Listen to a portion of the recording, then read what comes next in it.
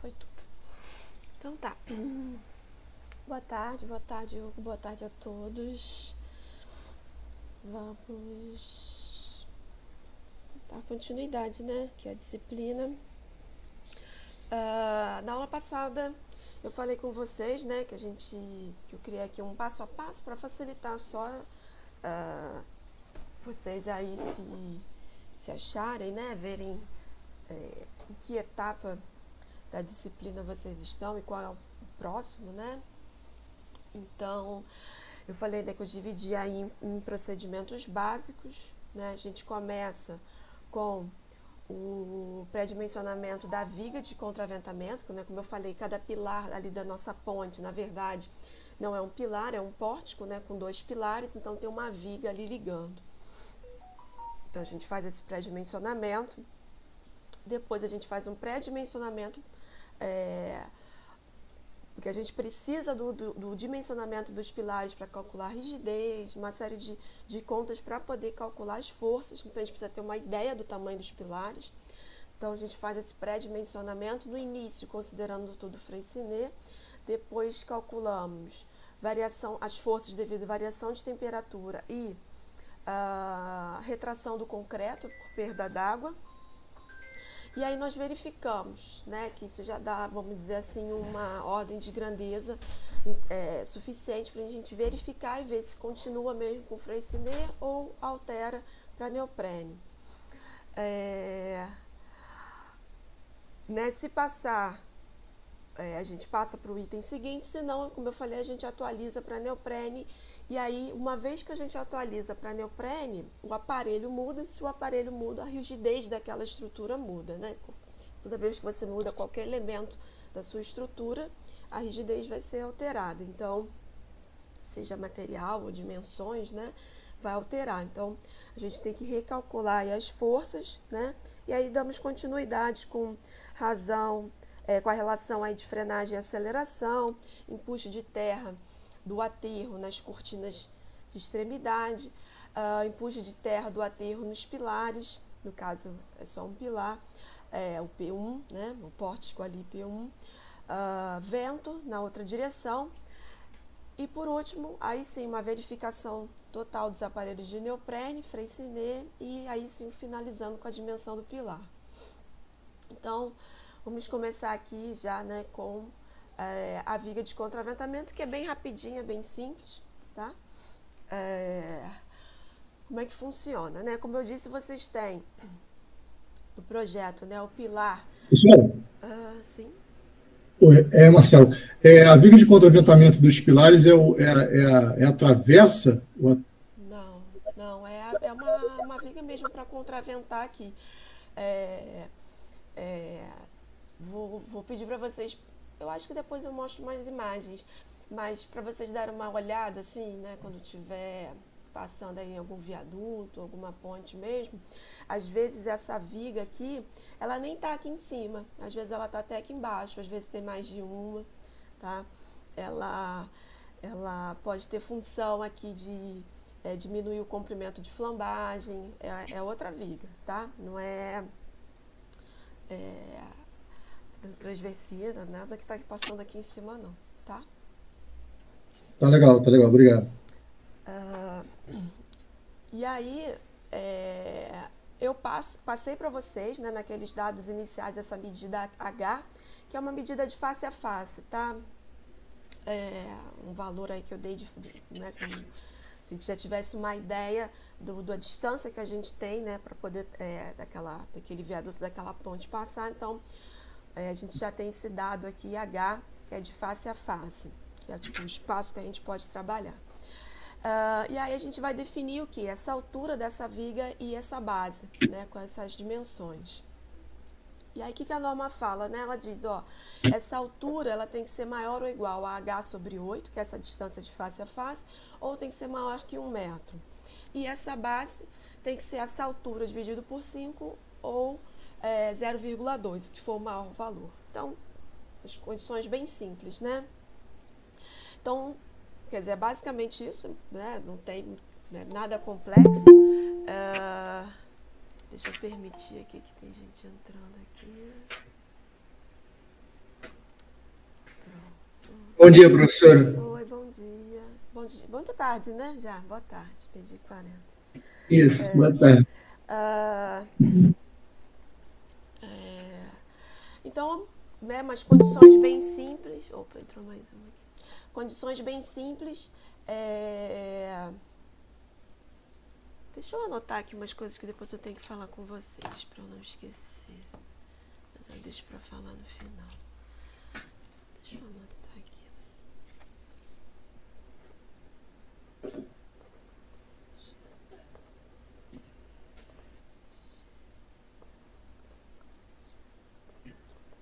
Tá.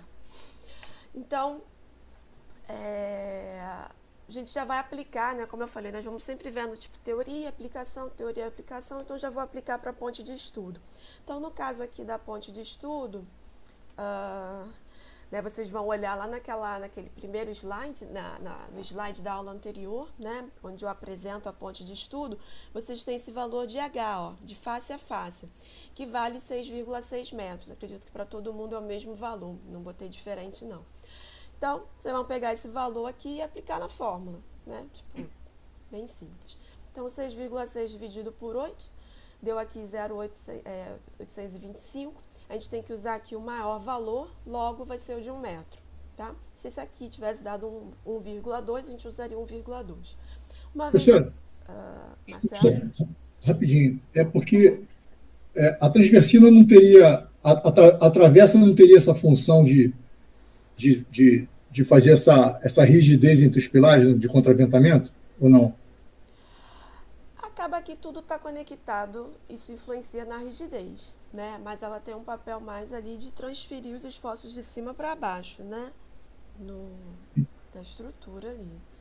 E ajudar na rigidez, eu acho que mais como um todo, eu diria assim. Essa daqui, ela está vindo mais nessa ligação ali mesmo entre os pilares. É mais mesoestrutura. Porque nessa figura que a senhora botou aí, aquilo ali é uma transversina, não é? Que a figura tá pequena ali, aquele detalhezinho ali. Essa aqui, né?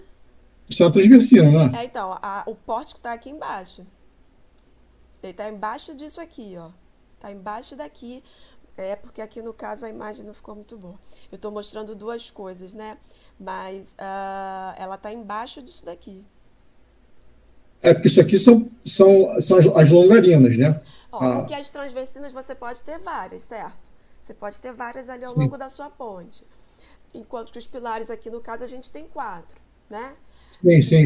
Então, assim, você vai ter pilar com essa viga de contraventamento e vai ter transversinas ali, pode ter transversinas ao longo ali da sua ponte. Porque, assim, eu entendi antigamente que a transversina fazia o contraventamento das longarinas e a travessa dos pilares.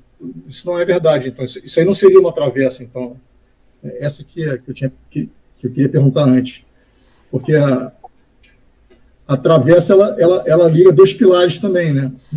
Porque essa questão de nomenclatura, às vezes a gente acha, às vezes até coisas diferentes com o mesmo nome, né? Mas, assim, questão de funcionalidade, eu estou chamando aqui de viga de contraventamento mesmo, com essa função mesmo aí, só de ligar os 2 pilares. Então, mas aí a pergunta, isso aí seria a mesma coisa que travessa? Entendeu? O pessoal chama... isso que você falou, às vezes a nomenclatura são diferentes, né? Porque eu vejo desenho que às vezes tem escrito travessa, né? Sim. Aí eu não sei se seria isso, essa viga de contraventamento. Eu não estou me lembrando agora, acredito que eu já vi com o nome de travessa, mas eu acho que eu prefiro viga de contraventamento. Essa daqui, entendi. Ligando os 2 pilares. Tá, entendi. Beleza. Assim, questão assim de um nome que predomina, né? Que aparece mais. Tá.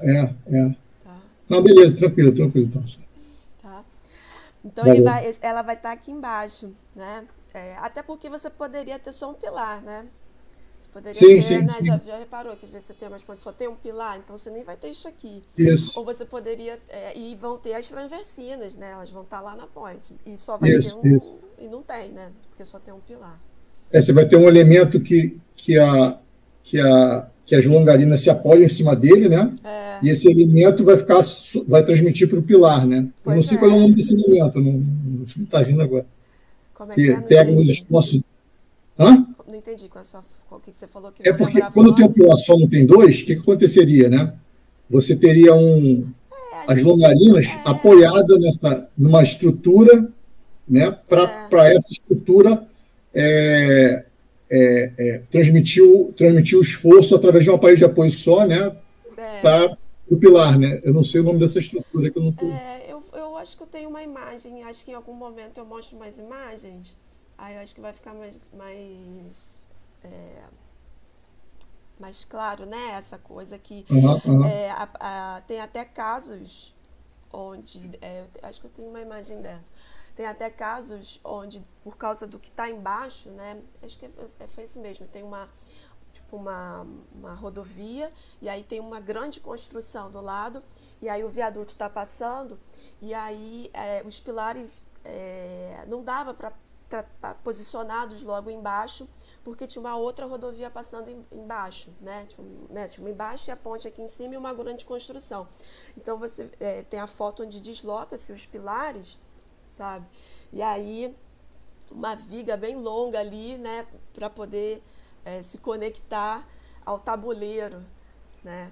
Então, Uhum, assim, isso. né, você cria alguns artifícios aí para conectar. Então, isso aqui não é essa transversina aí não, tá? É uma viga mesmo aí ligando os dois pilares Tá bom, mais beleza. aventando, tá? Tá bom, obrigado. É, E aí, no caso aqui, né, você vai pegar o maior valor, uma vez definido o H, você entra aqui no segundo critério para definir essa dimensão aí da base da viga, né, que eu estou chamando aqui de BV. Então, aqui no caso, vai dar o mesmo valor para os dois, então o maior valor tanto faz, né, 0,2, porque são valores iguais. Então, vocês vão, né, fazer isso aí na planilha de vocês e vão guardar esse resultado, tá? Que a gente vai usar isso daqui posteriormente. Ok? Então, acho que aqui foi tranquilo, né? Alguma dúvida? Não? Por enquanto, não. Esse é bem Não, tudo ok, tranquilo. professor. Então, uma vez fazendo essa pré-dimensionamento da viga, a gente passa para os pilares mesmo, considerando o aparelho de apoio de Freycinet, tá?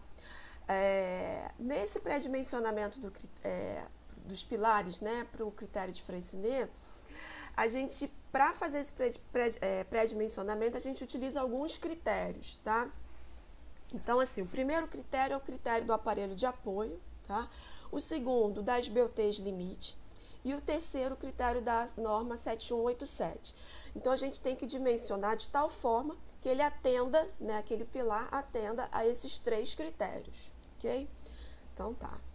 Então, assim, antes de eu entrar nos critérios, né, como eu já vou falar sobre o critério do aparelho de apoio, então tem que explicar aparelho de apoio para vocês, tá? Então, antes de já entrar no pré-dimensionamento do pilar e nos critérios, eu vou falar um pouquinho de aparelho de apoio, ok? Então, vamos lá. Vou falar aqui um pouco da função dele, né, do aparelho, da história, né, tem aí uma sequência e os tipos que a gente tem. Então, qual é a função do aparelho de apoio? Como eu falei na aula passada, né, o aparelho de apoio está aqui em cima, ó, conectando a superestrutura com a meso, né? Aquilo que você olhar, né, vocês passarem agora a observar aí nas pontes e nos viadutos, você praticamente não consegue ver aquele aparelho de apoio, né? É bem difícil. Então ele está ali bem pequenininho, tá? Aqui é um exemplo de um aparelho de apoio de neoprene, tá? Fretado. E aí, qual é a função dele? É de transmitir os esforços, tá? Então, a ideia é você transmitir os esforços da superestrutura para a meso e da meso para a superestrutura. Então, é uma ideia mesmo de ir e voltar, tá? Não é só da superestrutura para baixo, não. É uma troca, né? De cima para baixo, a estrutura trabalhando toda conectada. Então, por exemplo, quando a gente falar de empuxo de terra nos pilares, o empuxo, a gente só vai ter um pilar com empuxo de terra, certo? Então, vai ter um efeito do aterro no pilar. Então, tem esforços no pilar. O pilar, pelo aparelho de apoio, transfere para a superestrutura, que por todos os outros aparelhos de apoio, transfere para os outros pilares também. Então, mesmo só tendo um pilar em contato com o aterro, o efeito vai para todos os pilares, tá? Você vai ter uma redistribuição aí dos esforços. Então, por isso que essa coisa, né, de transfere aí da superestrutura para os pilares e vice-versa, ok? Qual é a ideia, né? A ideia é você permitir o que? Alguns movimentos, né? Assim como quando você tem um tipo de apoio, um tipo de ligação, você está conectando ali dois elementos, é você permitir alguns movimentos e impedir outros, né? Então, você pode ter, a sua intenção pode ser uma ligação monolítica, né? Quer dizer, você não vai ter ali nenhuma translação, nenhuma rotação, você pode ter uma articulação fixa, então você permite alguma rotação, ou uma articulação móvel, então você tem uma rotação e também quer um pouquinho, né, algum deslocamento, seja numa direção ou na outra, ou nas duas, né? Então a ideia é essa, você permitir ou não que um pequeno um deslocamento ali relativo entre os dois elementos. Em relação à história, né?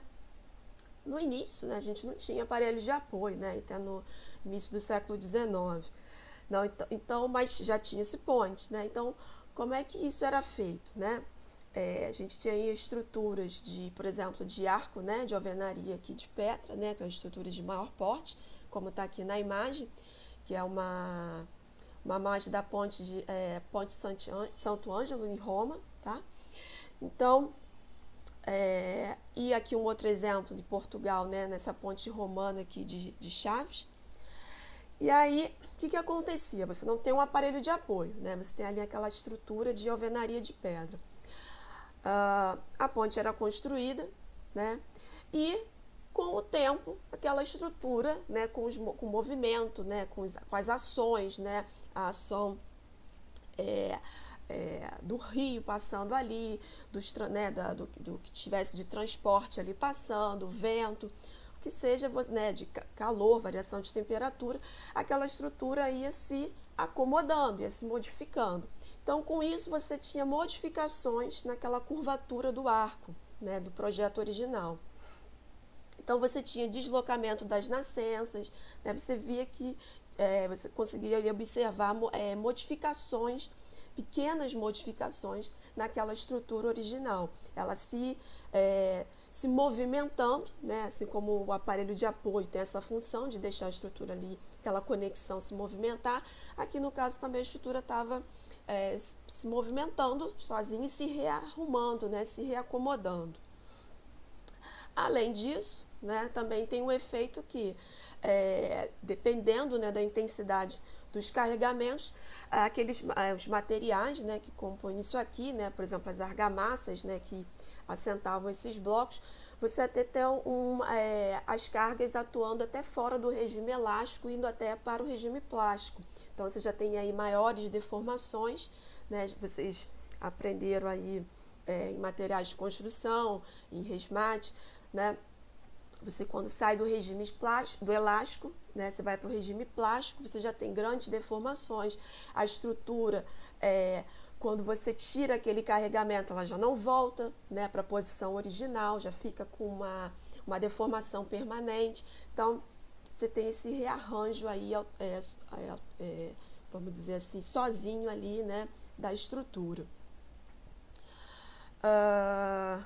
Com o tempo, né, com o emprego aí de estruturas de aço, né, você já tem estruturas que se deformam mais, e aí havendo a necessidade de ter mesmo um elemento onde fizesse essa conexão, e aí surgem os primeiros aparelhos de apoio metálicos, tá? Então aqui tem uma imagem de uma rótula metálica, ela está aqui quebrada, né? Ela sofreu aí um dano, então ela está aqui com as rótulas expostas, né? Vocês conseguem ver aqui que ocorreu uma falha. E aí, por exemplo, esses primeiros aparelhos metálicos, a ideia era o quê? Nos primeiros eram chapas metálicas, tá? Imagina aí 2 chapas, onde você tinha uma deslizando sobre a outra, tá? Então era simplesmente uma chapa sobre a outra, né? Você consegue aí um pequeno movimento.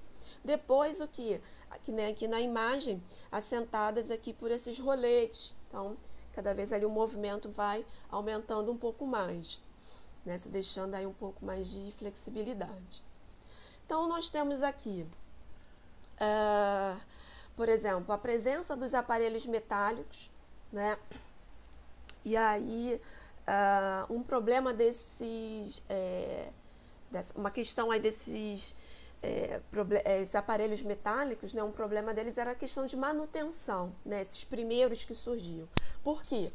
Qualquer sujeira, né, ao longo do tempo, você precisava de mais manutenção, né? Você precisava deixar aquele aparelho lubrificado para poder o movimento acontecer, né? Para ele exercer a função para a qual ela foi, né, projetada. Então, ele tinha esse problema de manutenção. Depois tivemos aí algumas articulações de concreto, tá? Depois eu volto um pouquinho mais e falo mais sobre isso. Então, a gente tem aí os pêndulos e articulações de concreto, onde uma grande vantagem era o quê? Você conseguia construir no local mesmo, né? Então, ali na própria obra, você conseguia construir essas articulações. Depois, vieram os aparelhos elastoméricos, né? Que já veio aí com uma simplicidade, né? Também vou apresentar depois para vocês, e com uma facilidade também de manutenção. Andando, né, nessa linha, os aparelhos de Neoflon, que aí você já tem uma junção, né, de materiais, que você tem o elastomérico com o Teflon, tá? O Teflon é um material onde você tem aí um baixo coeficiente de atrito, então você consegue aí ter um deslizamento maior, tá, daquele aparelho de apoio.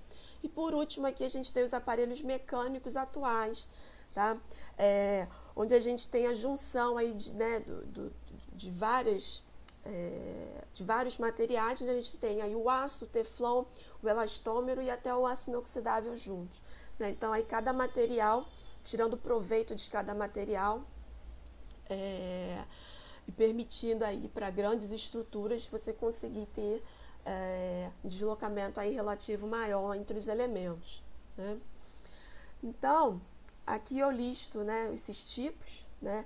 Eu vou dar ênfase aqui para vocês, é o que a gente vai focar no curso, o aparelho de apoio do tipo de concreto, que é a articulação de Freycinet, e o elastomérico, tá? Então, esses dois aqui, que vai ser o nosso foco principal, tá?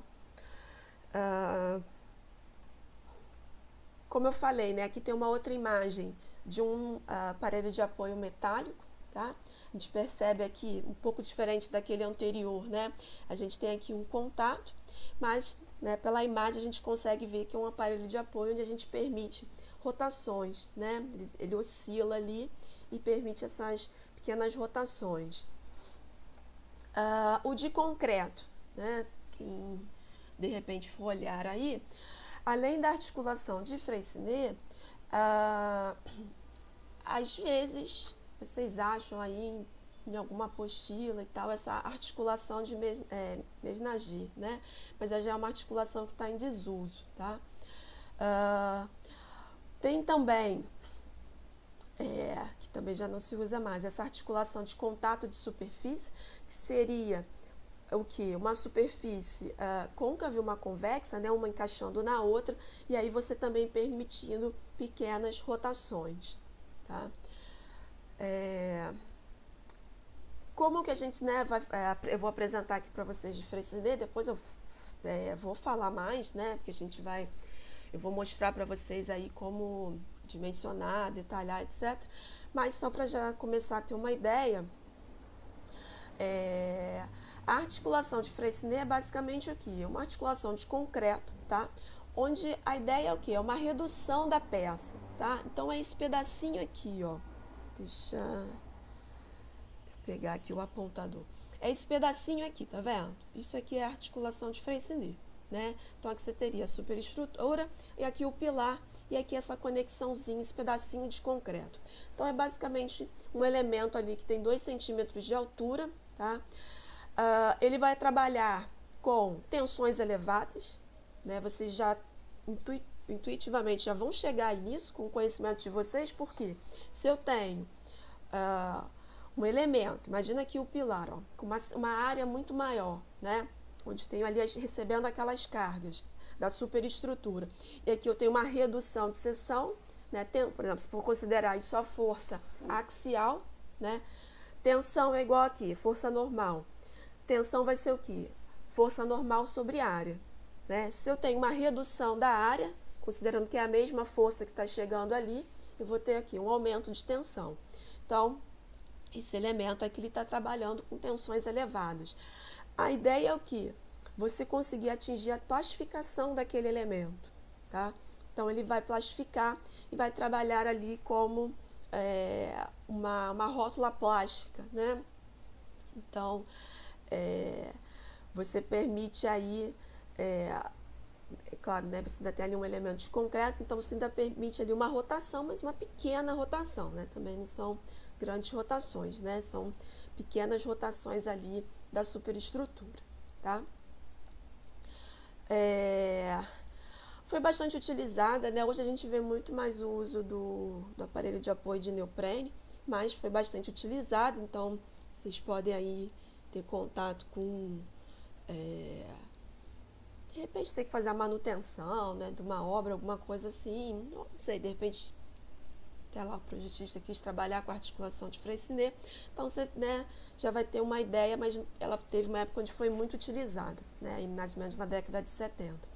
A facilidade é o custo, que ela não é muito cara, e também não é nada tão complexo de se executar, né, ela é de fácil de execução. O aparelho elastomérico, né, que é o que se vê muito, né, hoje em dia. Ele é formado o quê? Do neoprene, tá? O que é o neoprene? O neoprene é uma borracha sintética, tá? Reproduzindo aí uma borracha natural, mas ela é uma borracha sintética. Ela tem uma elevada resistência à corrosão, a esse processo de envelhecimento, né? Se vocês... não sei, acho que todo mundo deve ter acontecido isso. Se você guardar uma borracha por muito tempo, ela fica às vezes meio viscosa, meio grudenta, né? Ela fica meio mole, ela vai meio que se desfazendo ali, vai ficando um treco meio estranho. Então, assim, essa borracha sintética, a intenção é ter uma resistência maior, né, a esse processo de envelhecimento, né, de ser aí menos quebradiça, né, de ter uma vida útil maior. Até só por curiosidade, não sei se vocês já tiveram acesso a essas bolsas de plástico de supermercado. Tem umas agora que você guarda por algum tempo, né, essas que são para se desfazer mais rápido mesmo, né, mais sustentáveis. Em pouquíssimo tempo, você vai pegar aquela sacola, ela está toda quebrada, sabe? Ela se desfaz toda. Eu já teve uma sacola dessas que uma vez eu guardei uns papéis, quando eu fui lá, ela está toda quebrada, em pouquíssimo tempo. Então, a ideia aqui dessa borracha, não, já é para uma vida útil longa. E aí, no início, né, então pegaram essa borracha sintética, esse neoprene, e fizeram aí os primeiros aparelhos de apoio, né? O que aconteceu, né? Qual é a história desses aparelhos de apoio, né? Da funcionalidade deles? Dependendo do tamanho, das dimensões da sua estrutura, você vai precisar de uma borracha, né? De um aparelho de apoio mais alto, né? E aí, o que acontecia? Com o aumento, né, da altura aí desse aparelho de apoio, dessa borracha, acontecia aí pequenos efeitos de flambagem, tá? Nessa borracha aqui, que não era o desejado, certo? Aqui que você pensa, né? Se eu estou tendo um efeito de flambagem, eu vou fazer o quê? Eu vou diminuir a altura, né, daquela estrutura, daquele elemento. Foi assim, né, que vocês aprenderam em Resmate 4. Então, vamos diminuir essa altura. Como é que você faz? Você vai prender de alguma forma, vai contraventar de alguma forma. Então, o que pensaram? Vamos botar malhas de aço aqui no meio dessa borracha, né, que é para não deixá-la flambar. E funcionou por algum tempo, né, realmente. Você diminuía aí o comprimento, né, de flambagem, e aí você não tinha esse efeito que tinha no início. O problema é que né, em alguns casos, essa malha, né, essa malha de aço, ela começou a furar a borracha, certo? E aí você também tem o que? Você está perdendo as funcionalidades dela, né? Você está rasgando aquela borracha ali, furando e rasgando ela. E aí, a última evolução, né, desse aparelho de apoio de neoprene foi o que? Ao invés dessa malha de aço, foi utilizar chapas de aço, ok? Para diminuir aí esse comprimento, né, de flambagem e também não furar, né, com a ponta aí da malha, dessa malha de aço, furar essa borracha. Então, é o que a gente tem hoje, né, quando a gente vai trabalhar aqui na disciplina, que vai ser com um aparelho de apoio de neoprene fretado, né? Esse fretado aqui é com essa ideia aqui dessas chapas de aço, tá? Essa palavra fretada, né? Não sei se alguém tem alguma ideia de onde vem. Teve até um aluno que falou, vem de frete. Não vem de frete, né? Esse fretado aqui, não sei se alguém toca violão, né? No período passado teve um aluno aí que lembrou, né? Quem toca, acho que violão, a guitarra, não sei. Mas naquela parte aqui, né, onde você fica com a mão aqui no violão, você também tem essas marcaçõezinhas, né? Aqui no violão, que também vem acho que vem da palavra fretes, alguma coisa assim, que é do francês, né, que vem dessa ideia aí, é a mesma ideia, né, dessas divisões aqui. Então, acho que alguma coisa assim, não sei se alguém aí na turma toca violão, mas acho que é de fretê aqui, ó, lembrei aqui, fretê. Então, o fretado vem daí, tá? Porque são essas placas que vocês vão ter aqui no meio, que pode ser 2, 3, 4, 5 placas intermediárias aqui. Então, por isso que é aparelho de apoio de neoprene porque é a borracha. E fretado é porque você tem essas chapas aqui dentro, tá? Então, aqui tem mais algumas imagens, tá? Isso aqui é do viaduto aqui, né, do metrô, na Praça da Bandeira, tá? Ó, vocês estão vendo aqui, ó, são aparelhos de apoio de neoprene, né? Esse preto aqui, tá? Professor, o que seria o berço? O berço? Que berço? É porque eu vi em livros falando sobre o berço, né, aparelho de apoio. Eu não sei o que é isso, não sei se... Não sei esse termo, eu não sei. É berço para o aparelho de apoio? De repente é onde ele está, o apoio tá, pode ser esse pedacinho aqui, né? Vou procurar, porque nem sempre tem isso, não. Às vezes, nem sempre tem isso aqui, não, tá? Às vezes ele tá direto, mas pode ser direto, isso, não sei. Vou dar uma procurada, tá? Beleza. Mas é bom. É bom sempre trazer essas dúvidas aí.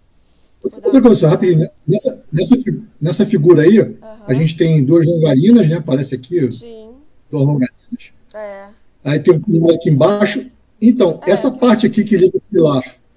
O que é isso aí? Como é que a gente... Tem um nome isso aqui, me fugiu agora a palavra.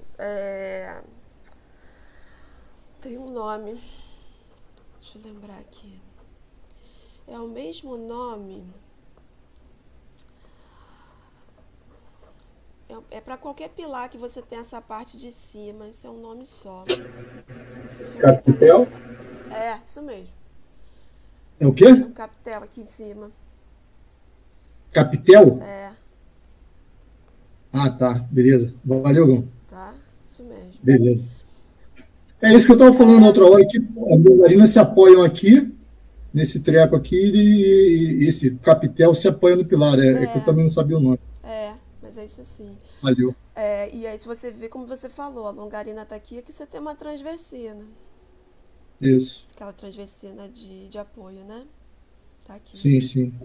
Tá bom, beleza. Poderia aqui, né, ter 2, 3 pilares, né, tal, se fosse mais largo, porque esse aqui é bem estreitinho. Beleza. Tá? Ah, tá.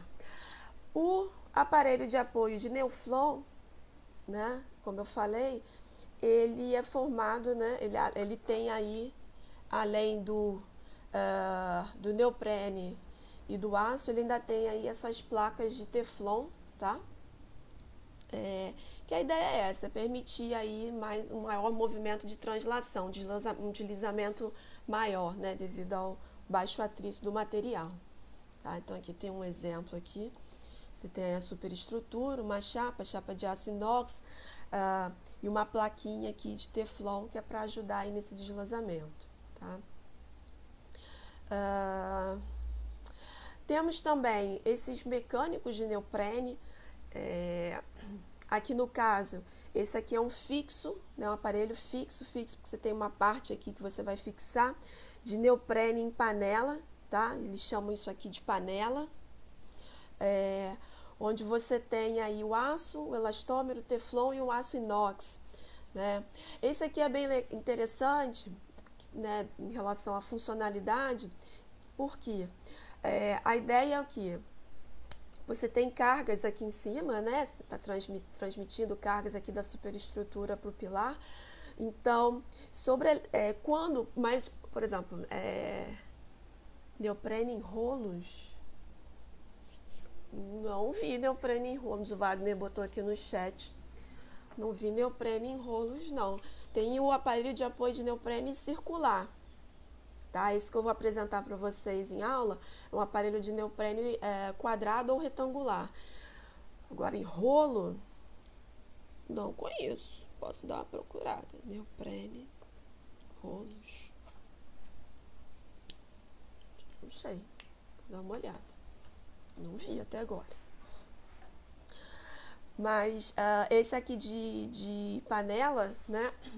A ideia é o que, dependendo da intensidade da carga aqui, né, quando você tem cargas mais elevadas, esse material que vai estar aqui dentro, né, esse elastômero, ele vai se comportar como um fluido viscoso, né? Então, vocês sabem que o material, né, pensa aí na curva tensão-deformação, ele trabalha de formas diferentes também, né, devido à temperatura, devido até a intensidade da carga, se é compressão, se é tração. Então, aí aqui no caso, quando você tem uma tensão muito alta, né, uma compressão muito alta, aquele material ali ele passa a se transformar como um fluido viscoso. Então, vocês conseguem imaginar ali um fluido ali dentro, então permitindo que um deslizamento maior ainda, uma rotação maior ainda, tá? Esse aqui é um aparelho móvel de neoprene, também em panela, tá? Eu coloquei essa imagem aqui para vocês, que é de um estádio, né? Porque aparelho de apoio não é só para pontes e viadutos, né? Qualquer aplicação onde você quer transmitir esforços de um elemento para o outro, você pode utilizar aí um aparelho de apoio. Então, aqui no caso de um estádio, né, utilizaram aqui esse aparelho de apoio, esse estádio aqui em Milão. E aí, né, vocês conseguem ver aqui na imagem o tamanho do aparelho de apoio em relação a uma pessoa, né? Então, você vê aí que você pode ter aí aparelhos de apoio, né, com dimensões até de metros aqui, né? Aqui também, né, com o disco de Teflon, né, e a chapa de aço inox, né? Então, aqui foi mais para focar na questão da dimensão e nas outras aplicações que a gente pode ter desse aparelho de apoio, né? Então, não só para pontes e viadutos, tá?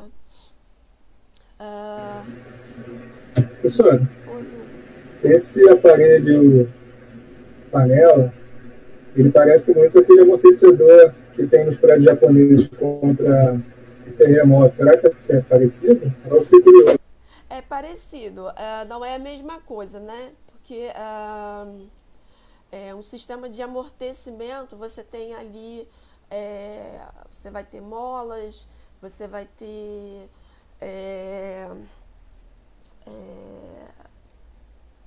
porque quando você trabalha com força, quando você trabalha aí com efeitos dinâmicos, né? Você tem a parte de molas, né, que é de puxar e comprimir, e tem aquela parte do amortecedor mesmo, né, Então, para quem aí de repente for fazer alguma cadeira de dinâmica, você vê que você meio que divide, você tem aí nas contas, você tem a rigidez da estrutura, a parte da mola e essa parte aí do amortecedor, que é para não deixar aquela amplificação, né? Quem for falar aí da Ponte Rio-Niterói, né, no seminário, vai falar um pouquinho aí desse tipo de estrutura que é para reduzir essa amplificação, né, do efeito da carga, que vai aumentando cada vez, né, os deslocamentos. Então, você tem um amortecedor que vai frear, como se fosse freando, né, cada etapa ali, não deixando amplificar aquele evento. Mas parece sim, visualmente parece sim, até porque eu acredito, né, que eles tenham nessas estruturas esses amortecedores, né, para terremoto, etc. E aí esses aparelhos de apoio aqui também, dependendo do tamanho da estrutura, que é para transmitir esforços mesmo, né, você deixar a estrutura também ser um pouco flexível, tá? Mas é uma boa observação. O último que eu vou apresentar para vocês aqui, que é esse mecânico metálico, não sei se vocês foram percebendo, né? Eu fui colocando aqui diferentes catálogos. A gente vai trabalhar, falei na aula passada que a gente vai trabalhar com o catálogo da Neoprex, mas você tem uma série de catálogos, né? Uma série de fornecedores, né? De aparelhos de apoio de diferentes tipos, né? Alguns fornecem de um tipo, outros fornecem de outro. Mas a gente não vai ver todos os aparelhos de apoio, até porque uma vez você entendendo como funciona um catálogo, né, como que ele mais ou menos se apresenta, né, quando vocês estiverem se deparar, de repente tem que comprar um aparelho de apoio, né,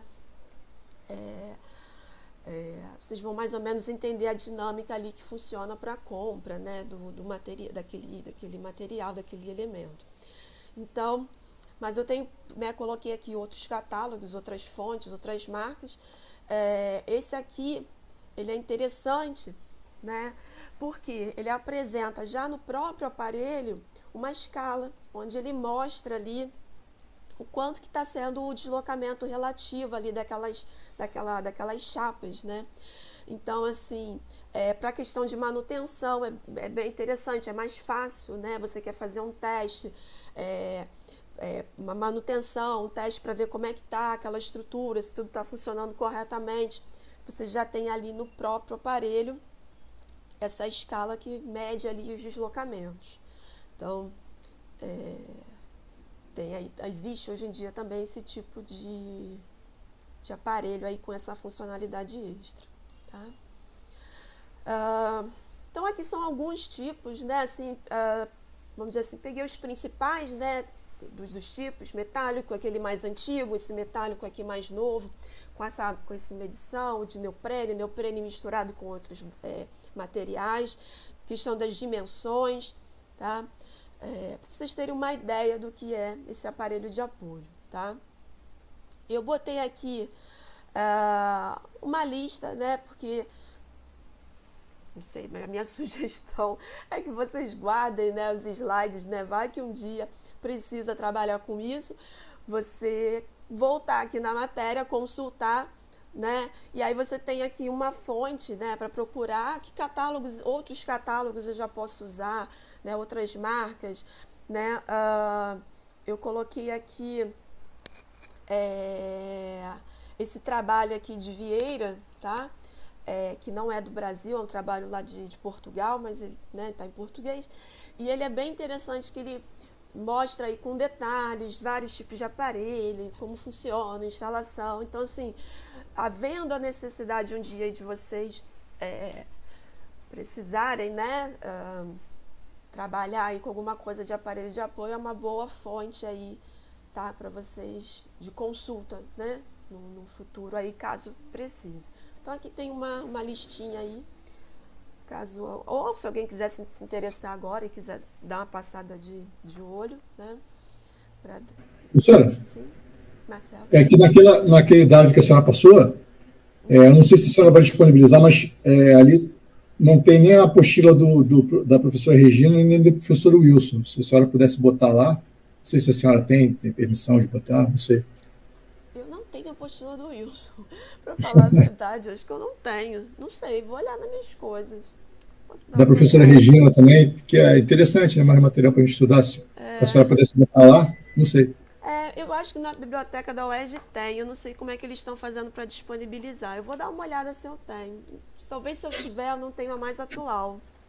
Mas não, então a gente pensa com eles direto, então, que é mais questão. Também, eles são bem tranquilos, beleza. O Wilson é super não, eu peço.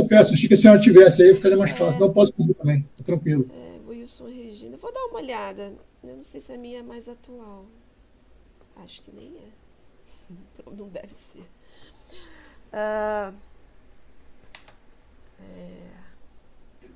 Não é. Tô até olhando aqui a minha referência, de 2013. Mas vocês fizeram com a Regina, né? Aula passada, né? Vocês fizeram eu tenho aula com ela.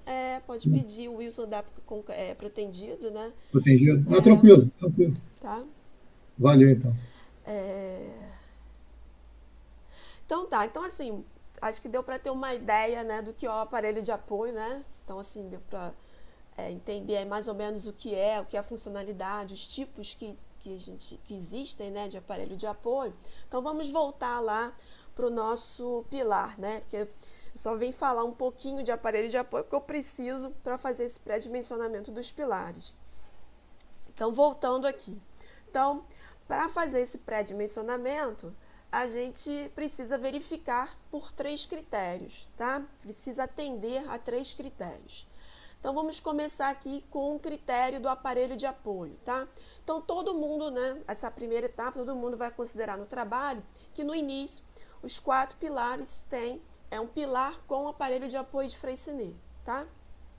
Então, a ideia é essa, no início.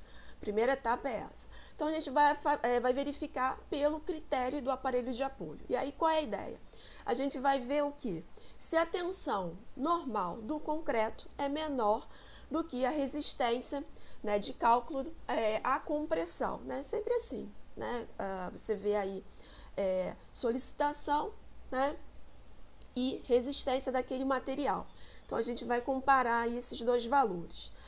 O que a norma, né, a 6118 fala? Quem é essa resistência aí de cálculo à compressão do concreto? É o FCK sobre gama C, né? Vocês já devem ter visto essa fórmula aí algumas vezes, né, em concreto, fundações, aí, em algumas disciplinas. FCK, resistência característica à compressão do concreto, certo? Gama C é o quê? É o coeficiente de ponderação da resistência do concreto, onde a gente vai considerar aqui combinação normal, tá? E aí, quem é esse valor de gama C? Lá na norma, 6118, na página 71, tá? Tem uma tabela lá 12.1, onde tem, dependendo da combinação, qual é o valor do gama C, tá? Ok. Como eu falei, a gente vai considerar aqui combinação normal, logo, gama C de 1,4. Ok, vamos continuar aqui. Então, FCD, né, a resistência de cálculo, a compressão do concreto já definiu. Quem é essa minha tensão, né? Que é a minha solicitação aqui? Minha solicitação, força sobre área, né? Tensão, força sobre área. Quem é a força? Força, a gente tem 2 parcelas. Uma parcela da ação permanente, onde, né, na norma tudo vem com um coeficiente, né? Então, essa parcela da ação permanente com o seu coeficiente de ponderação das ações permanentes, a gente está considerando aqui em geral de pequena variabilidade, então a gente tem aqui o peso próprio, tá? E quem vai ser o meu FG? Quem é a minha ação permanente? É aquela carga que eu passei no início para vocês, que está vindo da superestrutura, que está vindo de ponte zoom, tá? Então, quem já fez ponte zoom, já aprendeu a calcular, quem está fazendo, está aprendendo, e eu já estou dando esses valores, né, para vocês. Né, que é aquela ali, aquela carga permanente ali que está entrando no pilar. Quem é o meu FQ? Né? É a minha ação variável, que da mesma forma vem acompanhada de um coeficiente de ponderação, Logo, né, se é ação variável, é um coeficiente das ações variáveis em geral, ok? O meu FQ, né? O FQ também vai vir ali daquelas forças, né, daquelas que vocês calcularam ali de pontes 1, mas ela vem acompanhada também desse fator φ, né, desse símbolozinho aqui, né, como eu falei, a carga variável com o coeficiente de impacto, né, porque essa ação variável aí está vindo, ela traz junto esse coeficiente de impacto que também vocês calcularam em pontes 1, tá? Que eu também já estou dando para vocês, ok? Então, a gente junta aí esses dois coeficientes. Gama G e gama Q, né? Da onde a gente, como eu falei, as reações, né, que vem aqui, eu estou passando para vocês. O coeficiente de impacto eu também passo para vocês, que vem de pontes 1, mas o gama G e o gama Q vocês tiram da norma, né? Então, lá na página 65 da 6118, na tabela 11.1, vocês têm ali, dependendo da combinação, dependendo do tipo de ação, dependendo se é desfavorável, favorável, se é temperatura, você tem aí esses valores desses coeficientes, tá? Então, é daqui que a gente vai tirar esses coeficientes. No nosso caso aqui, né, eu estou utilizando aqui gama Q, né, comecei com gama Q aqui no meu slide, gama Q, vou olhar aqui, ó, ação variável, vocês vão olhar lá na tabela, né, combinação normal, o meu gama Q é de 1,4, então, por isso que eu estou usando 1,4. Gama G, carga permanente, combinação normal, eu poderia usar também 1,4. Porém, você vê que a norma tem aqui esse Azinho, certo? Quando a gente olha aqui embaixo, tem esse Azinho novamente, ele fala, ó, para as cargas permanentes de pequena variabilidade, como o peso próprio das estruturas, principalmente pré-moldadas, esse coeficiente pode ser reduzido para 1,3. Então, eu estou utilizando aqui esse valor reduzido, tá? De 1,3. Então, vou considerar aí que essa carga permanente aí não tem muita variabilidade, então, que é o peso próprio da minha estrutura, então eu vou utilizar aí 1,3, tá? Então, tá. Então, eu tenho o meu sigma C, vi como calcular, tenho o meu FD, sei como calcular. Quem é meu A0, né? A0 é o quê? As dimensões de quem? Da minha placa de apoio, certo? Então, eu tenho Azinho 0, a dimensão da placa de apoio na direção transversal e o B0 na direção longitudinal, ok? Esses valores eu não tenho ainda, tá? Então, eu ainda não sei quem é A0 e quem é B0. Então, essa placa de apoio, professora, é o aparelho de apoio, é isso? O que tiver ali como, que eu estou considerando ali como apoio, tá? E essa informação eu ainda não tenho ela. Então, por isso que eu marquei aqui em vermelho, tá? Vou guardar, né? Ainda não consigo definir, né? Então, vamos guardar aí essa informação. Vamos voltar aqui, tá? Aqui tem o nosso pórtico com a viga de contraventamento. Aqui a vista, vendo de cima, tá? Essa imagem aqui é vendo de cima. Eu tenho aqui, ó, direção longitudinal. Aqui, ó, aqui é a ponte, ela tá... Professora, desculpa, o Wagner fez umas perguntas no chat aí. Por quê? Não entendi. Porque variável é uma linha e permanente é outra. Não entendi a sua pergunta. Isso é um... Acho que está falando da tabela.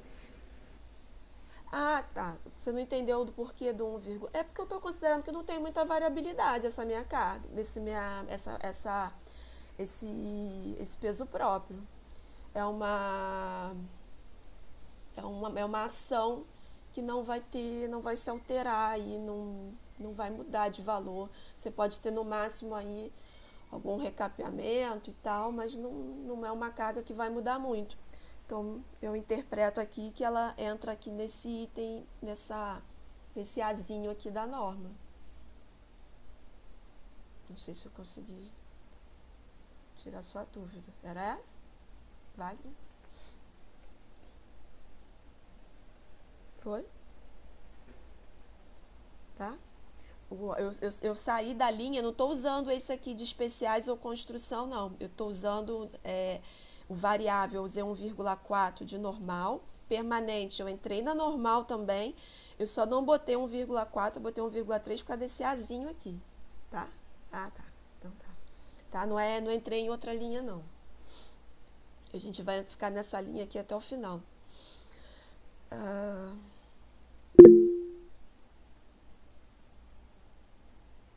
Wagner levantou a mão. Foi sem querer ou de propósito?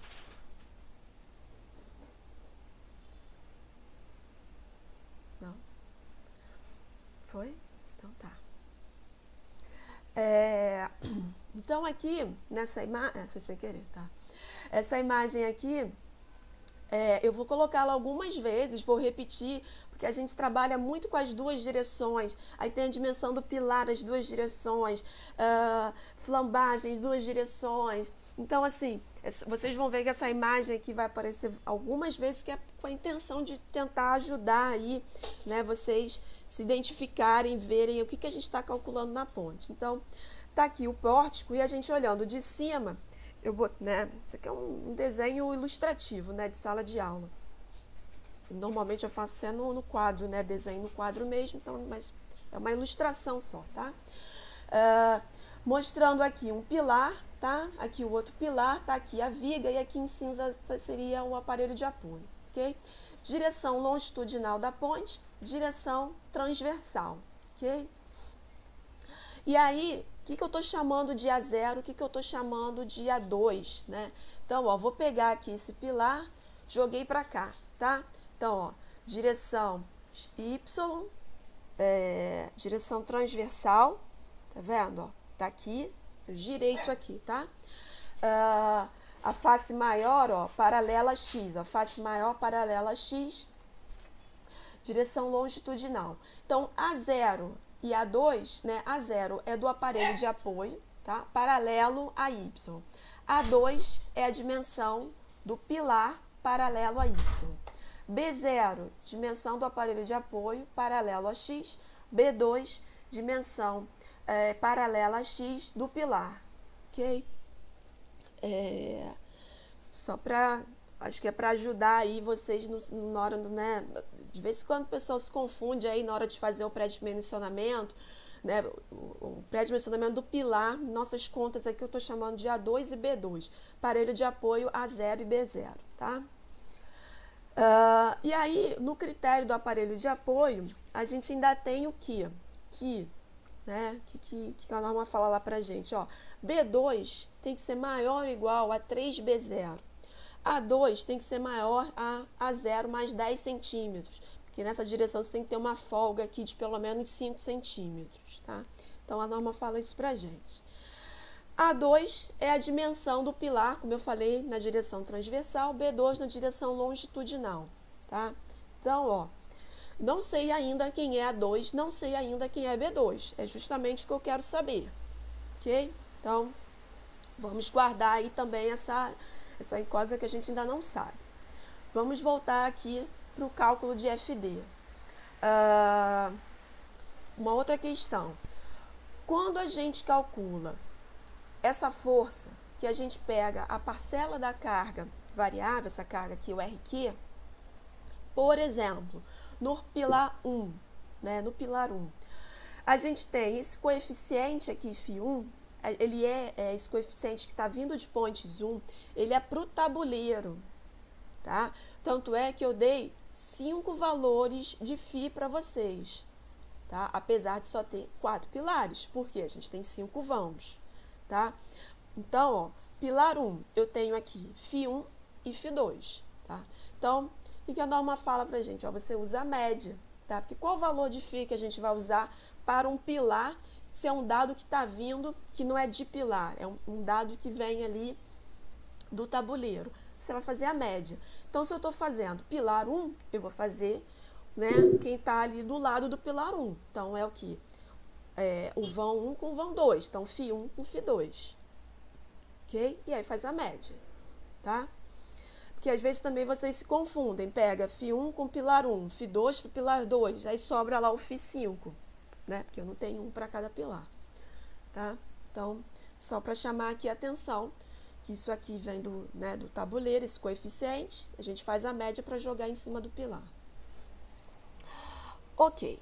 Então, como eu falei para vocês, a gente tem ali, dentro desse critério, primeiro, a relação das tensões. A gente não sabe quem é A0 nem B0. A gente não sabe ainda quem é B2 e A2, que é o que a gente vai calcular, certo? Então, juntando essas... Alguém quer falar alguma coisa? Gabriel? Não? Então, a gente vai juntar aqui essas duas informações. Do primeiro, né, da relação de resistência com solicitação. A gente tem uma equação, onde a gente tem o quê? Duas variáveis, duas incógnitas, que é o A0 com o B0. Do segundo, a gente tem duas equações, né, duas relações aqui, onde a gente tem o quê? Quatro incógnitas, quatro variáveis, que é o quê? A2, B2, A0 e B0. A gente também ainda não sabe. Okay? Então, no total, o que a gente tem? 3 equações e 4 variáveis. Então, como é que a gente vai fazer para resolver isso? Né? A gente tem mais incógnitas do que equações.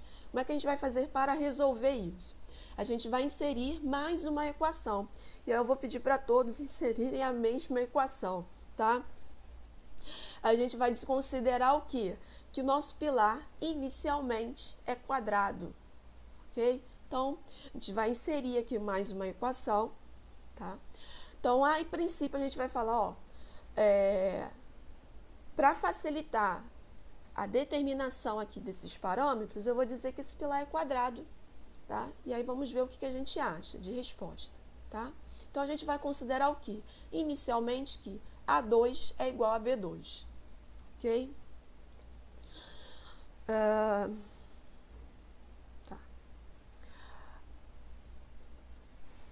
Como é que eu vou dizer aqui assim? Isso aqui está em alguma norma? Não, não está em nenhuma norma. Se eu não fizer isso daqui, vai dar errado? Talvez não, tá? Você vai achar um valor aí, você poderia supor, né, um valor para um desses parâmetros e aí determinar os outros com as outras equações. A questão é o quê? A gente está fazendo um pré-dimensionamento.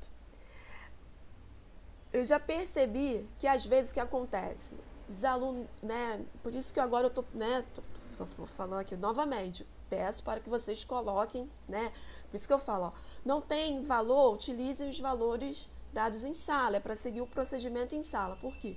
Às vezes o aluno, já aconteceu de não fazer o pilar, não começar com um pilar quadrado, não necessariamente que ele vai terminar quadrado, tá? Mas assim, começar esse, vamos dizer, esse chute inicial com um pilar quadrado. Às vezes o aluno coloca o pilar muito esbelto. E aí já aconteceu de na hora de escolher o aparelho de apoio, não consegue achar aparelho de apoio, porque não tem aquela folga. E aí fica brigando ali, sabe, fazendo aquele, uma busca ali pelo valor, que acaba tendo um trabalho... Fica fazendo muitas interações, né?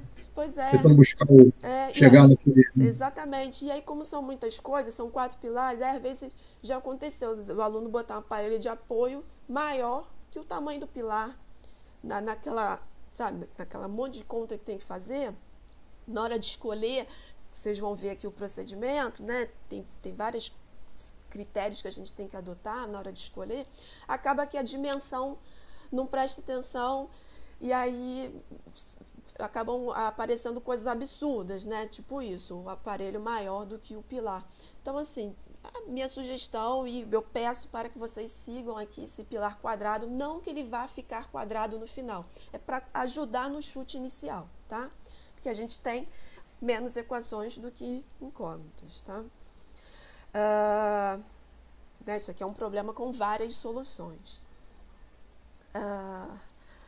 Então, tá. Então, ó, e uma outra que é a questão da altura, tá? A altura do aparelho de apoio, que é o meu H0, que a norma fala, ó, tem que ser um número menor que B0 sobre 8 ou 2 centímetros, tá? Isso aí é mais fácil, né? Uma vez que eu descobri B0, eu acho aí o meu H0. A altura, né? Como eu falei aqui, a H0 é a altura do aparelho de apoio. Vamos para o próximo critério. O critério das belteios limite, né? Como é que funciona o critério das belteios limite? Vocês aprenderam lá. Não, aqui o Wagner falou, o aparelho de apoio pode ser maior? Não pode, tá? O aparelho de apoio tem que estar dentro do pilar, né? Tem que ter aquela folga ali de 5 centímetros, ele tem que caber ali dentro, tá? Pode ser maior, não. Ele tem que estar contido ali dentro das dimensões do pilar.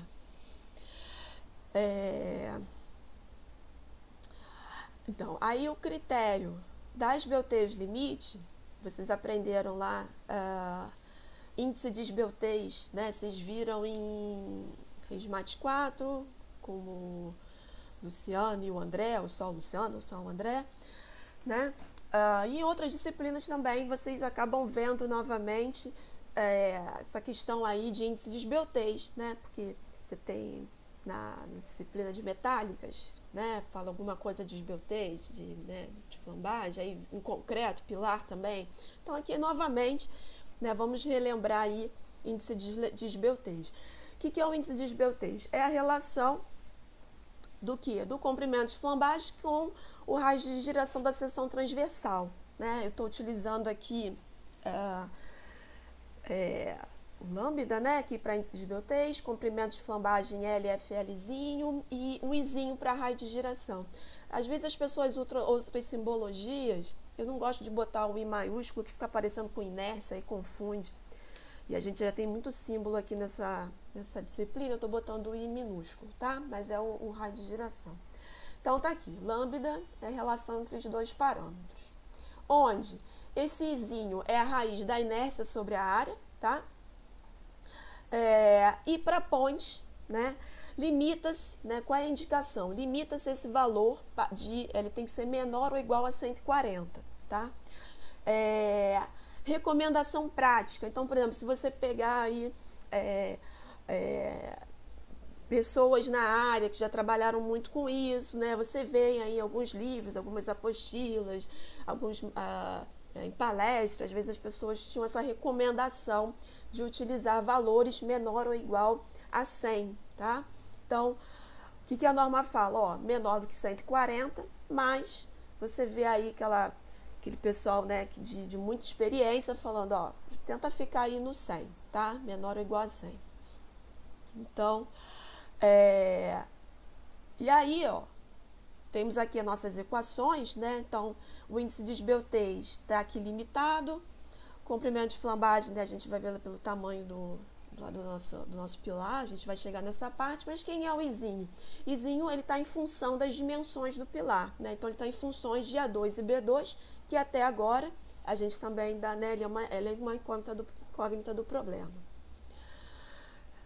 Comprimento de flambagem, né? Então, aí também relembrando, vocês aprenderam lá em RESMAT 4, né, que dependendo do tipo de apoio que vocês têm comprimentos de flambagem diferentes, né? Então, se vocês têm, vamos supor, engaste, o comprimento é 0,5 da altura do pilar, né? Se vocês têm engaste, um apoio de primeiro gênero, é 0,7. Esse último aqui, se você tem engaste livre, é 2 vezes, né? Então, vocês viram aqui, tem alguns tipos, né, de ligações, né, nas extremidades do pilar, e aí mostrando qual é o comprimento de flambagem aí que se utiliza. No nosso caso aqui, o que a gente encaixa, tá, para ponte, né?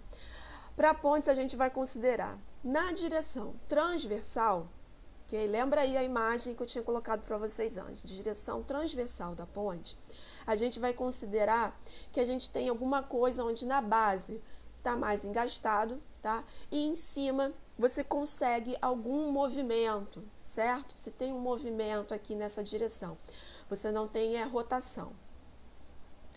E na direção longitudinal, né, imagina ali né, o tabuleiro, né, a sua ponte, né, mexendo ali na direção longitudinal. Lá longitudinal já é diferente. A gente vai considerar o quê? Que a gente vai lá no topo daquele pilar, né, na ligação ali da superestrutura com o pilar, aquele aparelho de apoio, ele vai deixar o quê? Ter movimento e ter rotação. Ok? Então,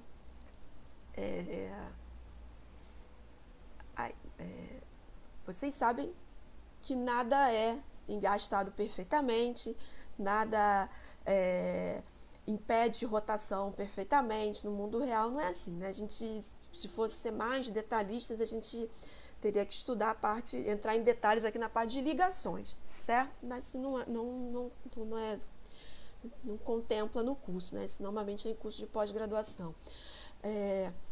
Mas isso aqui é uma boa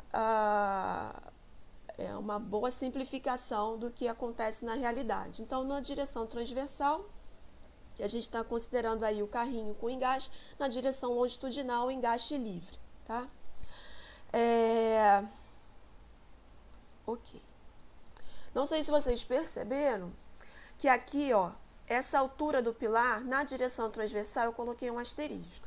Eu vou explicar isso aqui daqui a pouco para vocês também, tá? Que tem uma diferença no que a gente vai considerar em altura, tá? Para efeito de conta. Então, tá. Então, aqui, ó, acho que agora que eu falo, deixa eu ver, acho que é. Então, aqui, ó, critério das BOTs limite. Direção transversal, engastado e o carrinho. Direção longitudinal, 2 vezes a altura do pilar. Então, tá aqui o pórtico, né? Tipo assim, pegando só um desenhozinho, um sketchzinho dele externo. Então, com a viga.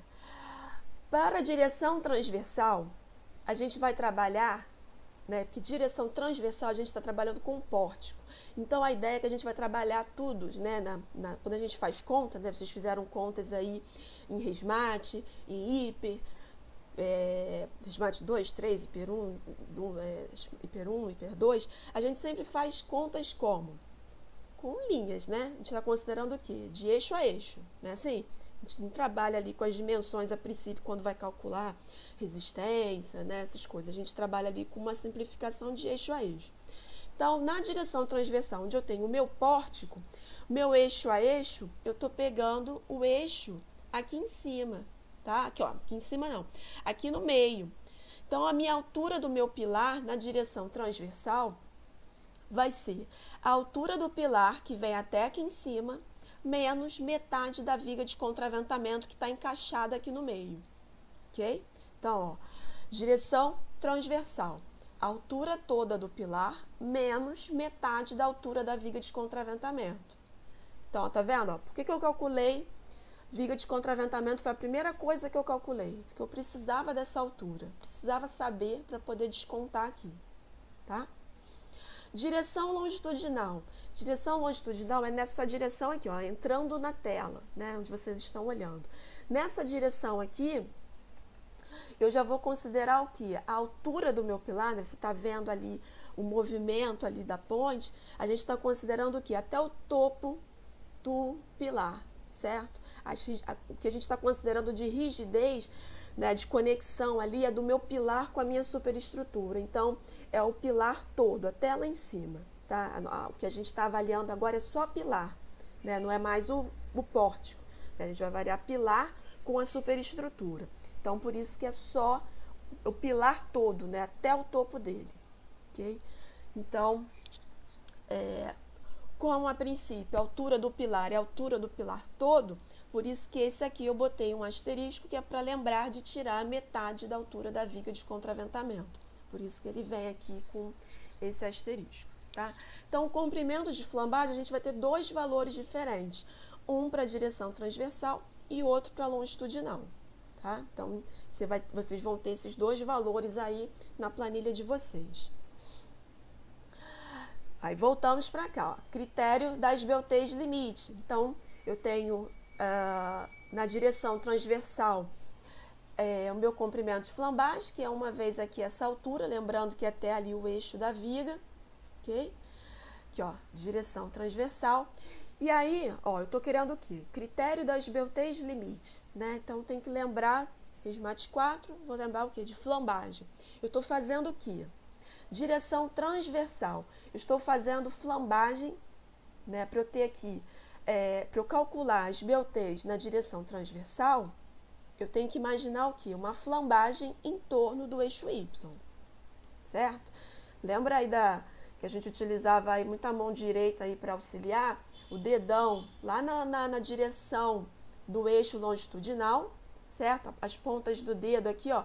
Imagina o seu pórtico flambando, certo? Ó, o dedão lá na longitudinal, o seu pórtico flambando e você imaginando ali, calculando essas BOTs daquele elemento, tá?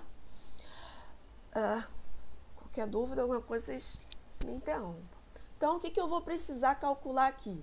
Se eu estou calculando flambagem em torno do eixo X, eu vou precisar de inércia na direção X. E aí eu vou olhar para a minha estrutura e ver quem é inércia na direção X. Vai ser, para o meu pilar, a base, né? Então, na direção X, a minha base, né, de inércia aqui vai ser o meu B2. Quem que eu vou elevar ao cubo é o meu A2, né? Então, tá aqui, ó, B2, A2 ao cubo sobre 12. Né? B2, A2 ao cubo sobre 12, tá? Então, tem esses detalhes, tá? Tem que prestar atenção, né? O que eu estou calculando? Vou olhar para a minha estrutura e ver quem é, nesse caso, quem eu tenho que calcular a inércia, quem que é a minha base, quem é a minha altura. Vou jogar na fórmula, né, de raiz de inércia sobre área. Então, vou pegar a inércia, dividir pela área. Então, vou cortar a base com base. Essa altura aqui ao cubo com essa altura, vai ficar a altura ao quadrado, vai sair da raiz, vou ficar com raiz ao cubo sobre raiz de 3 sobre 6 A2, tá? Então, tá aí o meu raio de giro para a direção aí transversal. E aí, quem que eu tenho que definir aqui? É o meu A2, que é o que eu não tenho, né? Preciso determinar esse A2. Na direção longitudinal, né? Mesma ideia, eu vou pegar aqui meu comprimento de flambagem, 2 vezes a altura do pilar, até lá o topo da viga. Direção longitudinal, direção transversal. Vou querer o que agora, ó? Eu quero pegar as minhas BOTs aí na direção longitudinal. Então, vou botar o meu dedão ali na direção Y, vou imaginar a ponte, né, se movendo, aquele pilar se movendo na direção longitudinal. Vou pegar a minha inércia em Y, vou olhar aqui na imagem, quem é a inércia em Y? A minha base é o A2, minha altura é meu B2. Então, tá aqui, base vezes altura ao cubo sobre 12. Vou colocar na fórmula, tirar aqui meu resultado. E aí, na outra direção, a minha incógnita é o quê? É o meu B2, é o que eu tenho que definir. E, para o último critério, né, da norma, da 7187, lá no item 9.1.5, que ele fala específico de pilares, tá? Nessa norma, ela fala lá, ó, para pilar maciço, a menor dimensão tem que ser maior ou igual a 40 centímetros, ou a altura do pilar, a altura total do pilar, tá? Até lá em cima, dividido por 25. E se fosse, né, eu coloquei isso aqui, mas no nosso caso não é mais, né, o que a norma está escrito lá, porque isso aqui, né, é geral. Então, se fosse um pilar de seção celular, a espessura, né, das paredes teria que ser maior ou igual a 20 centímetros. Então, a norma nos fala isso aqui, também ele fala, ó, a menor dimensão tem que ser essa daqui. Então, o que nós vamos fazer, tá? O que nós vamos fazer? A gente vai entrar no, primeiro, critério do aparelho de apoio, tá? Isso aqui são valores ilustrativos, tá? Depois eu vou mostrar mesmo para a ponte de estudo. Aqui é só para explicar o raciocínio para vocês. Então, como é que vai ser esse pré-dimensionamento? Como eu falei, tem que atender aos 3 critérios. Então, a gente vai pegar o primeiro critério, né, que tinham 3 equações, entrou com mais uma, a gente vai definir lá o A2, o B2, o A0 e o B0. Como eu estou fazendo aqui pré-dimensionamento do pilar, eu estou mostrando só A2 e B2. Então, vai pegar aquelas 4 equações, vai cruzar e vai achar A2 e B2. Então, vamos supor, achei aqui os valores de A2 e B2, guardei na tabela. Vamos entrar no critério das BOTs limite. Da mesma forma, vou achar lá, né, considerando aquele limite de lambda igual a 100, no máximo 100, né, então é o limite ali, vamos achar um A2 e um B2. Pelo critério da norma, que até, não, né, aqui vamos supor, tinha que ser pelo menos 40 ou uma relação da altura do pilar. Então, vamos supor que a gente achasse esses valores aqui. Então, você vai ter um valor, né, de A2 e um valor de B2 para cada critério. Né? Então, ó, esse critério ele fala assim, ó, A2 tem que ter pelo menos 0,71. No da norma, o meu A2 tem que ter pelo menos 87 centímetros. Tá? Sem arredondar, tá, gente? Não arredonda aqui ainda não. Deixa o valor, né? Você pode até na tabela apresentar só com 2 casas decimais, mas vai estar utilizando aí sem arredondamento. O que nós vamos fazer? Se tem que atender aos 3 critérios, eu vou fazer o quê? Uma envoltória. É assim? Então, ó, qual é o valor de A2 que eu vou utilizar? Se eu tenho que utilizar uma dimensão que atende aos 3, eu vou utilizar o quê? O maior valor, porque o maior valor vai atender aos 3 critérios. Então, nesse caso aqui, o meu maior valor aqui para o A2 é o 0,92, para o B2 é o 1,23. Tá? Então, aqui vocês vão fazer uma envoltória desses 3 critérios. Vai ser sempre, tipo, a envoltória vai ser sempre para o mesmo critério? Não, tá? Como aconteceu aqui. Pode ser um para um critério e outro para o B2 para outro critério, tá? Então, vocês vão chegar aí nessa envoltória. Depois que fizer essa envoltória, ok? Aí sim a gente vai arredondar. Tá? Eu não vou construir um pilar com 92 centímetros, né? Não se costuma trabalhar assim, com números tão quebrados, né? A gente faz um pilar com 95 centímetros, com 1 metro, né? Eu não trabalho com 1,23, posso trabalhar com 1,25, com 1,3, tá? Então, depois que fizer essa envoltória, vocês vão adotar um valor e assim, aí sim, arredondando, tá? Arredondando aí para o valor mais próximo, maior, né? Você não pode arredondar para baixo. Se você botar 0,9, 0,9 não atende a um dos critérios. Então, você vai arredondar para cima, tá? Então, a linha de raciocínio é essa, tá? A sequência, que aí você vai ter valores inteiros, quase assim, né? Inteiros que a gente diz assim, não muito quebrados, e que atendam aos 3 critérios. Aí vocês vão ver que não necessariamente vai dar quadrado, tá? Porque tem que atender aí esses 3 critérios. Alguma dúvida aqui? Querem perguntar algo? Não? Sim. Oi? Você começou com A2 igual a B2, né? Aí depois, com o passar do tempo, eles foram modificando para esses valores aí, não é isso? Aqui, tá. Esse aqui dá igual. Aqui eu botei esses valores, é porque eu fui botando valores aleatórios. Esse daqui, eles dão iguais, porque foi a hipótese que a gente criou, né?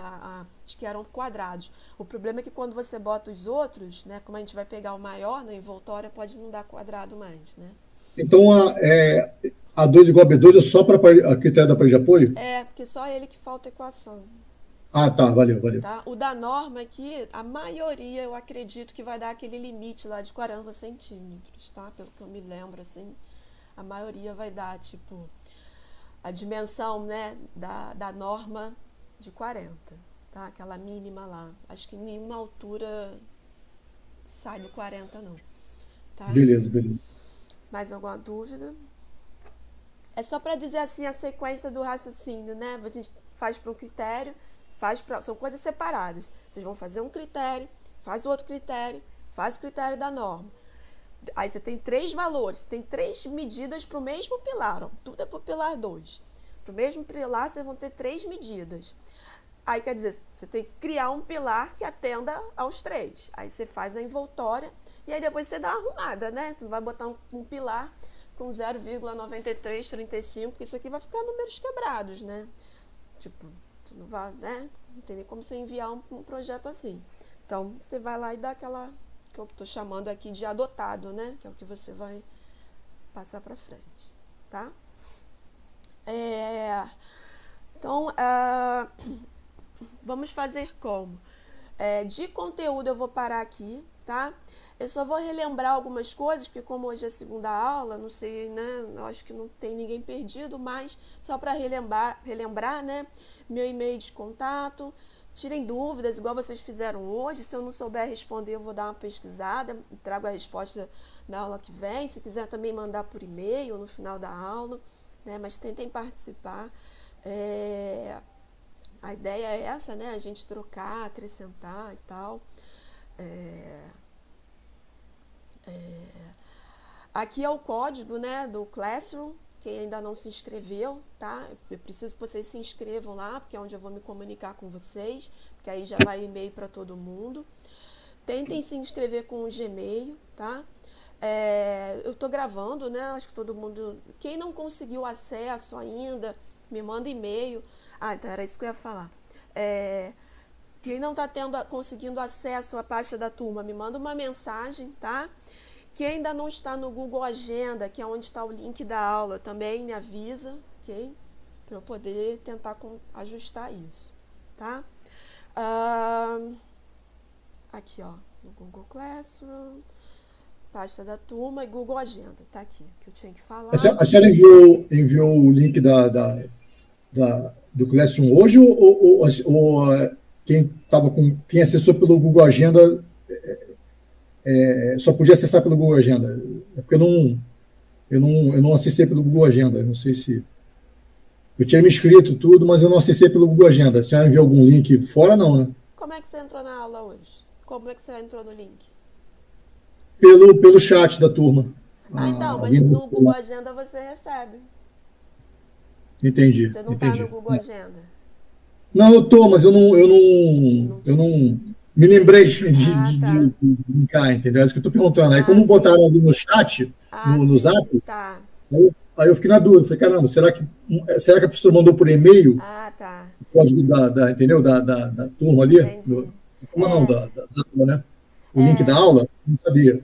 Foi pela agenda, então, né? Foi pela agenda, Se você não se você não tiver pelo Google Agenda, seu nome não estiver lá, se não estiver achando, você me manda uma mensagem. Não, tá sim. Eu fiquei na dúvida mesmo. Então tá. Porque aí, por exemplo, quando tiver a apresentação dos trabalhos, né? A apresentação do trabalho eu faço só com um grupo. Então eu vou criar uma agenda só daquele grupo. Aí eu boto só os nomes daquele grupo. Aí a outra reunião com os e-mails daquele outro grupo. Aí cada um vai ter seu link, né? Então essa parte de marcação de sala eu tenho feito assim, pelo Google Agenda. Tá? Então quem não recebeu, quem não está conseguindo acessar, já aconteceu da pasta da turma, às vezes eu tenho que tirar o aluno e botar de novo, não sei porquê, né? Não consegue acessar. Tem gente que tem muitos e-mails, né? Aí às vezes tenta acessar por outro e-mail, aí não consegue, não foi o e-mail que me passou, está tentando acessar, sei lá, na casa do namorado, da namorada, que seja, aí não consegue, porque está cadastrado outro e-mail, né? Então tem que prestar atenção, se você está tentando entrar com o e-mail que você me enviou, tá? Que é o que está habilitado lá para acessar. Seminário e trabalho. Teve gente que me mandou de manhã já algumas coisas, mas eu ainda não consegui atualizar aqui. Mas aí várias pessoas já escolheram, já tem alguns grupos fechados, né, com 4 pessoas, outros ainda tem vaga, tem grupo ainda para ser escolhido, tá? Então, quem ainda não escolheu grupo, tá? Procurem um grupo, ok? Então é isso, ok? De conteúdo de aula é esse. Como eu falei, acaba que a aula acaba um pouquinho mais cedo, que a ideia é que vocês tirem dúvidas, tragam um trabalho, tentem aproveitar esse tempo aí para ir começando. Então já tenta ir começando o trabalho, vai pegando a planilha, vai colocando os dados, vai começando a pensar como é que as fórmulas vão entrar, que é para trazer dúvida na próxima aula, que na próxima aula eu vou resolver, tá? Esse dimensionamento do aparelho de apoio, eu vou resolver para um dos pilares, tá? Eu vou fazer todo o procedimento, que aí quem tiver dúvidas eu acredito que vai ajudar aí a resolver essas dúvidas. Mas já dá para começar o trabalho, tá? Então A senhora vai botar a aula de hoje lá, já postar a gravação? Vou botar. Tá bom, valeu. Tá? Vou botar lá. Então é isso, tá, gente? De conteúdo é isso. Quem quiser ficar para tirar dúvidas ou conversar qualquer outra coisa, é só continuar. Para os demais, uma boa tarde. Professora, a senhora falou de trabalhos e seminário, que é a minha primeira aula. Eu não pude assistir na semana passada. O trabalho, a senhora botou aí os grupos. E o seminário, do que se trata? O seminário, como é que funciona? São temas que eu selecionei, tá? De assuntos que vocês acabam não vendo na disciplina ou não vendo na faculdade. São assuntos voltados para pontes, assuntos interdisciplinares ou coisas que às vezes só quem faz um tópico, alguma coisa a ver, né? E aí a intenção não é uma aula, né? Porque até é uma apresentação de 30, 40 minutos, mas a ideia é dar um apanhado, que vocês apresentem, né? Para que todos ali tenham uma ideia daquele assunto, né? Uma ideia de como funciona BIM em pontes, né? Uma ideia de como é que faz uma análise em elementos finitos para pontes, o que engloba, né? Então a ideia toda é essa, são vocês que vão apresentar esses temas. Eu passo uns trabalhos para vocês utilizarem como base, tá? Tendo dúvidas, leu alguma coisa, não entendeu, é só trazer que eu explico, tá? Eu tiro a dúvida sobre qualquer um. Professor, não estou entendendo essa aqui, pontes e elementos finitos, o que é, sei lá, o que é nó, o que é um ponto de Gauss, sei lá, que está no texto. Eu vou explicar e vou dizer, né, até se é relevante ou não apresentar aquilo para a turma. Mas a ideia é mais ou menos essa, tá? Aí esse seminário ele é individual, ele é em grupo, e aonde que a gente escolhe esses temas? Então, os temas são esse aqui. A escolha é por ordem de quem escolheu primeiro, tá? Tanto é que teve gente que já na hora já começou a escolher. Pode trocar. Os grupos de 1 a 4, tá? A princípio aí, grupos de 1 até 4 pessoas, ok? Então, como eu falei, tem grupos aqui, né, com 3, com 1, com 2, tem temas que ainda tá vazio, tá? E aí, pode me mandar e-mail falando, professora, eu quero fazer esse tema 1. E aí você vai fazer o seminário sobre o tema 1 e vai utilizar esses dados aqui no trabalho no seu trabalho, ou no trabalho do seu grupo, se for um grupo, tá? Tá ok, obrigado, professora. Depois dá uma olhadinha lá no vídeo da aula 1, que eu falo um pouquinho mais aí do seminário e do trabalho, tá? Mas qualquer coisa, só tirar dúvida. Ok? Mais alguma dúvida? Não? Então tá. Se ninguém mais tem dúvida, ficamos por aqui hoje. Tchau, professora. Tchau, uma boa tarde. Tchau, professora. Boa tarde. Tchau, professora. Uma boa tarde. Boa tarde. Boa tarde.